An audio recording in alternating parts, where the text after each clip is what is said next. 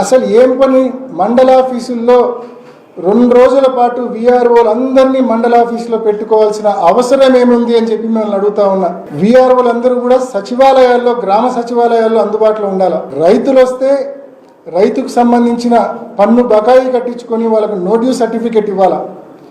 అలా ఏ ఒక్క విఆర్ఓను కూడా అందుబాటులో పెట్టకుండా అందరినీ మండల కేంద్రంలోకి తీసుకొని పోయి మండల ఆఫీసులో జైల్లో ఖైదీలను బంధించినట్టు విఆర్ఓలను బంధించి బయట పోలీసులను అడ్డు పెట్టుకొని ఏ ఒక్క వైఎస్ఆర్ కాంగ్రెస్ పార్టీ నాయకుడు, ఏ ఒక్క రైతు లోపలికి వెళ్లకుండా అడ్డుకొని మీరు చేస్తూ ఉంది.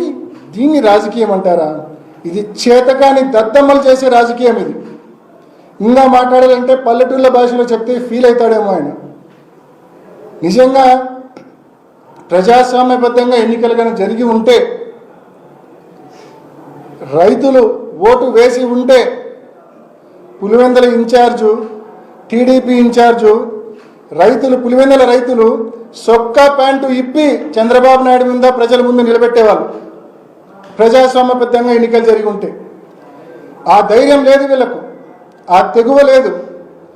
మీరు గతంలో ఎన్నికలు చూసింటారు, హోరాహోరీగా తలపడేది చూసింటారు. కానీ ఈ మాదిరి క్యాండిడేట్స్ కంటెస్ట్ చేస్తే ఓడిపోతామనే భయంతో నో డ్యూ సర్టిఫికేట్ కూడా క్యాండిడేట్లకు, అభ్యర్థులకు అందించకుండా ఉండే పిరికి పంద రాజకీయం ఇవాళ తెలుగుదేశం ప్రభుత్వం చేస్తూ ఉంది.